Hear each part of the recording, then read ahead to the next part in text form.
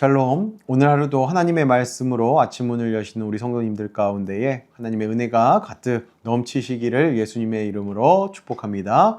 오늘 함께 볼 말씀은요, 창세기 2장 4절에서 25절까지의 말씀입니다. 창세기 2장 4절에서 25절까지의 말씀 제가 읽어드리겠습니다. 이것이 천지가 창조될 때에 하늘과 땅의 내력이니 여호와 하나님이 땅과 하늘을 만드시던 날에 여호와 하나님이 땅을 비를 내리지 아니하셨고 땅을 갈 사람도 없었으므로 들에는 초목이 아직 없었고 밭에는 채소가 나지 아니하였으며 안개만 땅에서 올라온 온 지면을 적셨더라. 여호와 하나님이 땅의 흙으로 사람을 지으시고 생기를 그 코에 불어 넣으시니 사람이 생명이 되니라. 여호와 하나님이 동방의 에덴의 동산을 창설하시고 그 지으신 사람을 거기 두시니라. 여호와 하나님이 그 땅에서 보기에 아름답고 먹기에 좋은 나무가 나게 하시니 동산 가운데에는 생명나무와 선악을 알게 하는 나무도 있더라. 강이 에덴에서 흘러나와 동산을 적시고 거기서부터 갈라져 내 근원이 되었으니 첫째의 이름은 비손이라. 금이 있는 하월라 온 땅을 둘렀으며 그 땅의 금은 순금이요 그곳에는 베델리엄과 호마노도 있으며 둘째 강의 이름은 기혼이라. 구스 온 땅을 둘렀고 셋째 강의 이름은 히데겔이라. 아수르 동쪽으로 흘렀으며 넷째 강은 유브라데더라. 여호와 하나님이 그 사람을 이끌어 에덴 동산에 두어 그것을 경작하며 지키게 하시고 여호와 하나님이 그 사람에게 명하여 이르시되 동산 각종 나무의 열매는 내가 임으로 먹되 선악을 알게 하는 나무의 열매는 먹지 말라. 내가 먹는 날에는 반드시 죽으리라 하시니라. 여호와 하나님이 이르시되 사람이 혼자 사는 것이 좋지 아니하니 내가 그를 위하여 돕는 배필을 지으리라 하시니라. 여호와 하나님이 흙으로 각종 들짐승과 공중의 각종 새를 지으시고 아담이 무엇이라고 부르나 보시려고 그것들을 그에게로 이끌어 가시니 아담이 각 생물을 부르는 것이 곧 그 이름이 되었더라. 아담이 모든 가축과 공중의 새와 들의 모든 짐승에게 이름을 주니라.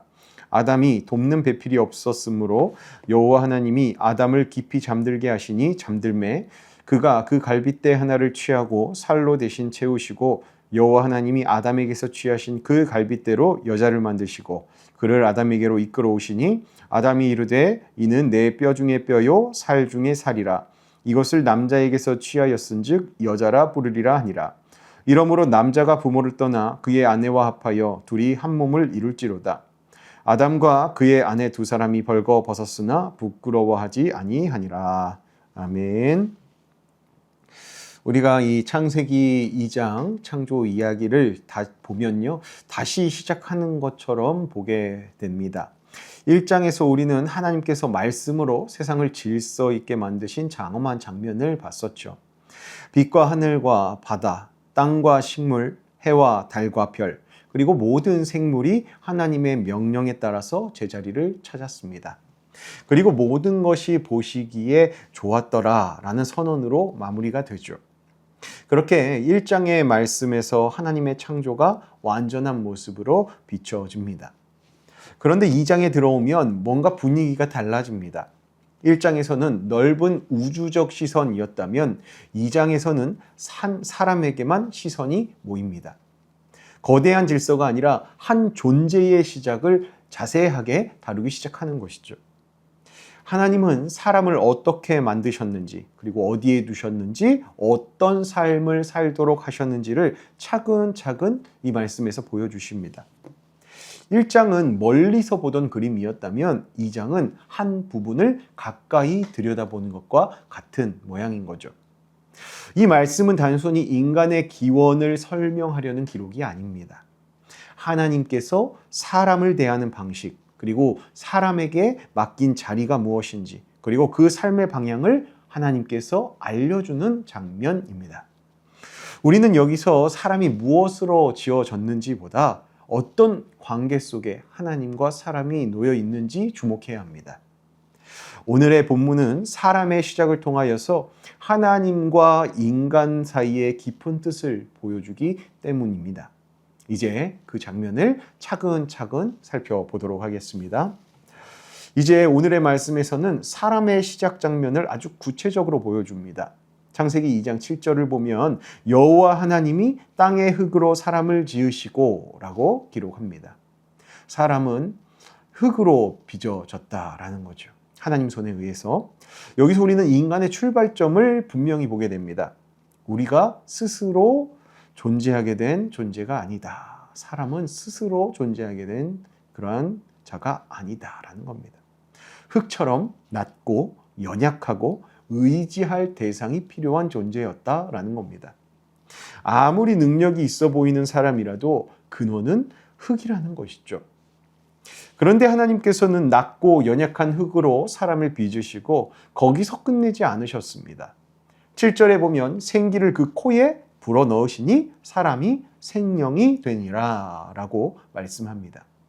하나님께서 직접 생기를 불어넣으신 겁니다. 흙으로 지어진 몸에 하나님의 숨이 들어갔습니다. 그래서 사람이 생명, 곧 살아있는 존재가 된 것이죠. 단순히 움직이는 생물로서 살아있는 것이 아니라 하나님의 생명을 받아서 살게 된 존재가 사람이다라는 겁니다. 다른 생물들과 다른 존재이죠.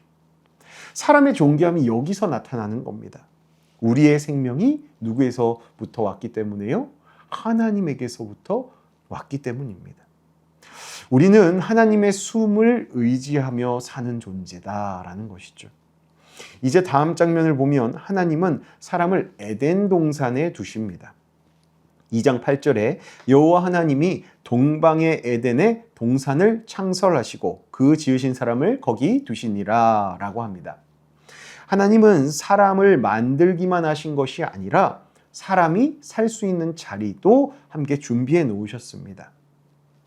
그리고 살기 좋은 동산에는 보기에 아름답고 먹기에 좋은 나무가 자라나도록 하셨습니다.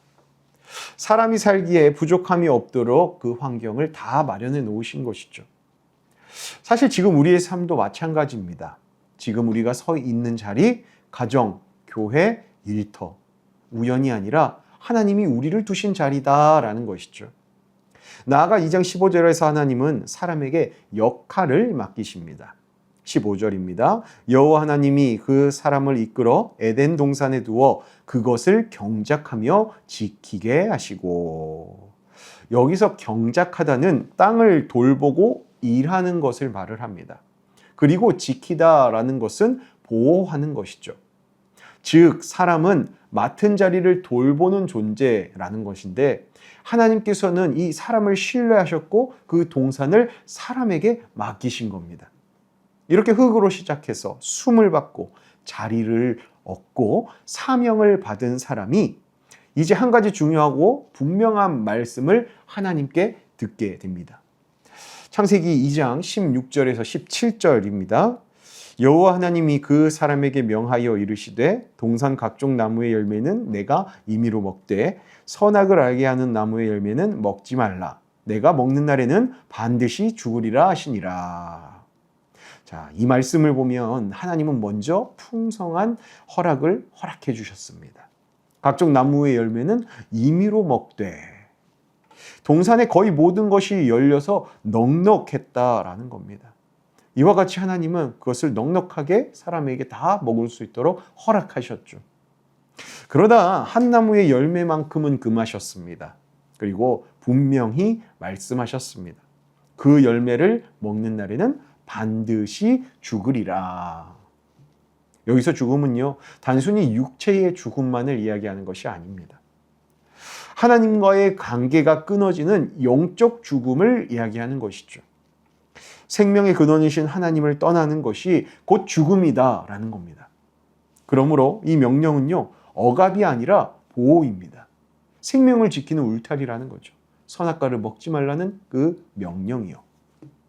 하나님은 사람이 자유롭게는 살되 하나님 안에서 자유롭게 살기를 원하셨습니다. 이 말씀에서 인간에게 주어진 것은 선택의 문제입니다. 순종하면 생명을 누리고 불순종하면 죽음을 맞게 된다라는 것이죠.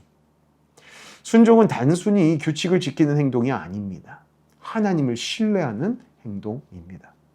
하나님 말씀이 옳습니다 라고 고백하면서 순종하는 삶을 살아내는 것이 하나님을 신뢰하는 것입니다. 반대로 불순종은 열매 하나의 문제가 아닙니다. 하나님 없이 스스로 판단하겠다는 겁니다. 하나님께서는 선악과 열매를 먹으면 정령 죽으리라 하셨는데 스스로 판단하여서 그것을 먹게 된다면 불순종하게 되는 그러한 모양이 나오는 것이죠. 그래서 선악과 사건은요, 단순한 음식 문제가 아니라 주권의 문제입니다. 즉, 누가 내 삶의 기준인가에 대한 문제라는 것이죠. 이 장면을 지나서 하나님은 또 다른 필요를 채우십니다. 2장 18절입니다. 여호와 하나님이 이르시되 사람이 혼자 사는 것이 좋지 아니하니 내가 그를 위하여 돕는 배필을 지으리라 하시니라. 하나님께서는요, 사람을 관계 속에 두셨습니다. 여기서 돕는 배필은요, 열등한 존재가 아닙니다. 꼭 필요한 동반자라는 것이죠. 18절 이후의 말씀을 보면 하나님은 아담을 깊이 잠들게 하시고 그의 갈빗대를 취하여서 여자를 만드십니다. 그 후 아담은 깨어나서 고백하죠. 23절입니다. 아담이 이르되 이는 내 뼈 중에 뼈요 살 중에 살이라. 이게 무슨 말인가? 즉 남자와 여자가 같은 본질, 같은 가치라는 겁니다. 내 뼈 중에 뼈요 살 중에 살이라. 똑같다는 말이죠. 그리고 24절에 이어서 결혼의 원리가 선포됩니다. 이러므로 남자가 부모를 떠나 그의 아내와 합하여 둘이 한 몸을 이룰지로다. 이 말씀은 아담 개인의 상황만을 설명하는 것이 아닙니다. 아담에게는 부모가 있나요? 없나요? 없죠. 24절 말씀에서의 남자는 아담을 칭하지 않습니다. 원어적으로 보면 그렇습니다. 아담 이후의 모든 남자에 대하여서 말씀해 주시는 내용입니다. 그래서 이 말씀은 하나님께서 최초의 가정을 통해 세우신 보편적인 원리에 해당하는 말씀이죠. 이후 모든 부부는 부모로부터 육체적, 경제적, 정서적으로 독립하여서 새로운 가정을 이루어야 합니다. 이게 하나님께서 만드신 그 가정의 창조 원리라는 것이죠. 24절 말씀을 관찰해 보면 떠남이 먼저 있고 그 다음에 연합이 있습니다. 그리고 이어지는 합하여라는 말은요, 남녀가 서로 굳게 붙드는 결속을 말을 하는 겁니다. 그래서 결혼은요, 감정만으로 하는 것이 아니라 언약 안에서 하는 것입니다. 그렇게 둘이 한 몸이 되는 것은 삶 전체를 함께 책임지는 결단의 약속이 된다라는 겁니다. 이제 마지막으로 창세기 2장 마지막 절 25절은 이렇게 말을 합니다. 아담과 그의 아내 두 사람이 벌거벗었으나 부끄러워하지 아니하니라. 이 말씀은 단순히 옷의 유무를 말하는 것이 아닙니다. 관계의 상태를 보여주는 겁니다. 이들이 왜 벗었는데도 서로 부끄러워하지 않았을까요? 첫째, 이들이 하나님과의 관계가 막힘이 없었기 때문입니다. 이들에게는 죄가 없었고 숨길 것도 없었습니다. 그래서 하나님 앞에서도 결코 두려움이 없었죠. 그리고 두 번째로 서로의 관계가 왜곡되지 않았기 때문에 벗어도 부끄러워하지 않은 것입니다. 서로에 대한 비교도 없고 경쟁도 없고 지배도 없었습니다. 상대를 이용하거나 경계할 이유도 없었죠. 서로가 서로를 있는 모습 그대로 받아들였다라는 겁니다. 그래서 이 몸도 육신도 가릴 필요가 없었다라는 것이죠. 부끄러움은요, 죄 이후에 찾아옵니다. 그리고 하나님과의 관계가 깨질 때 생깁니다. 그러나 이때는 아직 하나님이 의도하신 본래의 모습, 하나님이 보시기에 심히 좋은 모습이 유지되고 있는 상태였습니다. 그래서 특히 이 결혼이라는 관계 안에서 이 장면은 매우 중요하게 다룰 수 있습니다. 하나님께서는 남자와 여자를 한 몸으로 묶으셨습니다. 여기서 한 몸이라는 것은 단순한 육체적 연합만을 말하지 않습니다. 삶을 함께 나누는 연합을 말하는 겁니다. 기쁨과 슬픔, 책임과 수고를 함께 짊어지는 관계. 그것이 하나님 앞에서 맺은 언약 안에서 서로를 지키라는 자리라는 것이죠. 그렇기 때문에 결혼은 한 개인의 만족을 위한 제도가 아니라는 겁니다. 그래서 부부는 서로에게 안전한 공간이 되어줘야 한다라는 것이죠. 약점을 드러내도 정죄하지 않는 자리, 연약함을 말해도 밀어내지 않는 자리가 되어주어야 한다. 남편과 아내가 말이죠. 서로가 서로를 말입니다. 25절에서 부끄러워하지 아니하리라 라는 말씀은 앞서 말한 신뢰의 상태를 말하는 겁니다. 서로 숨김이 없고 가면이 없는 상태. 그래서 서로를 두려워할 것도 없는 상태. 먼저는 하나님 안에서 자신이 누구인지 알고 상대가 또한 누구인지 알기 때문에 이것이 가능한 모습이라는 것이죠. 오늘날 많은 부부들의 관계가 힘든 이유는요, 죄로 인하여서 하나님과의 관계가 먼저 깨졌고 부부 간의 신뢰도 깨졌기 때문입니다.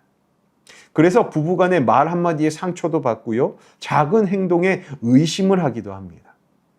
그러나 처음에 가정이 가진 본래의 모습은 그렇지 않았다라는 겁니다.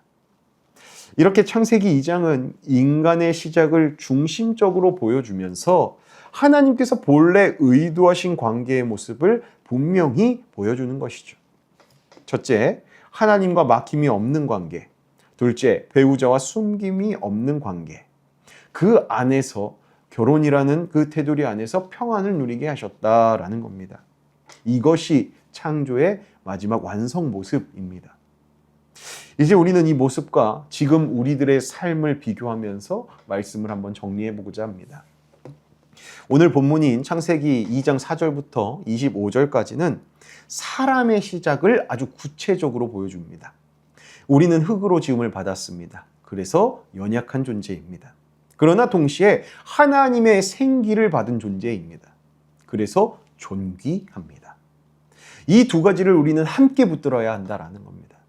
우리는 연약한 존재이지만 하나님의 생기를 받았기에 또 존귀한 존재다라는 것이죠. 즉 우리는 아무것도 아닌 존재가 아니라는 겁니다. 그러나 내 힘으로 사는 존재도 아니라는 것이죠. 하나님을 의지하여서 살아야 되는 존재, 그것이 사람입니다. 하나님께서는 우리에게 살아갈 자리도 주셨습니다. 에덴 동산에 두셨듯이 오늘 우리를 가정과 교회와 일터에 두셨습니다. 그리고 그곳을 15절 말씀처럼 경작하고 지키게 하시고 말씀하시며 맡기셨습니다. 우리 각자의 자리는 우연이 아닙니다. 맡겨진 자리입니다. 그래서 불평하기 전에 먼저 충성해야 합니다. 하나님은 우리가 완벽해서 맡기신 것이 아니라 책임지도록 부르신 존재이기 때문에 우리에게 그 사명을 맡기신 것이죠. 또 하나님은 분명한 말씀을 주셨습니다. 17절에 선악을 알게 하는 나무의 열매는 먹지 말라. 내가 먹는 날에는 반드시 죽으리라 하시니라 라고 말씀하셨죠. 즉 하나님이 하지 말라는 것은 안 하고 하나님이 맡기신 일에는 책임을 다하는 그러한 순종의 삶을 사는 길이 생명의 길이다 라고 오늘 말씀은 알려주는 겁니다. 오늘 우리의 신앙 어떻습니까? 하나님의 말씀을 가볍게 여긴다면 우리의 삶도 무너지고 말 것입니다. 반대로 하나님의 말씀을 붙들면 우리의 생명이 지켜집니다. 다시 말씀드리지만 신앙은 감정이 아니라 순종입니다. 순종 없는 신앙은 이 세상에 없습니다. 그리고 하나님은 사람을 혼자 두시지 않습니다. 남녀가 결혼하여서 한 몸을 이루게 하셨습니다. 그렇게 떠나고 연합하고 함께 책임지는 관계가 진정한 한 몸이라는 것이죠. 부부가 벌거벗었으나 부끄러워하지 아니하니라. 이 말씀은 하나님 안에서 서로를 신뢰하는 모습을 말하는 것이었습니다. 오늘날 우리의 가정이 그 방향으로 나아가야만 합니다. 정직한 대화, 용서, 신뢰가 우리들의 가정에 부부 사이에 필요하다라는 것이죠. 사랑하는 성도 여러분, 창세기 2장은 그저 과거 옛날의 이야기가 아닙니다. 오늘날 신앙인인 우리의 정체성과 또 삶의 기준까지 보여주는 그러한 말씀입니다. 나는 누구인가? 또 나는 어디에 서 있는가? 나는 어떻게 살아야 하는가를 분명히 알려주는 말씀이다 라는 것이죠. 먼저는 우리를 창조하신 하나님만을 의지하시기 바랍니다.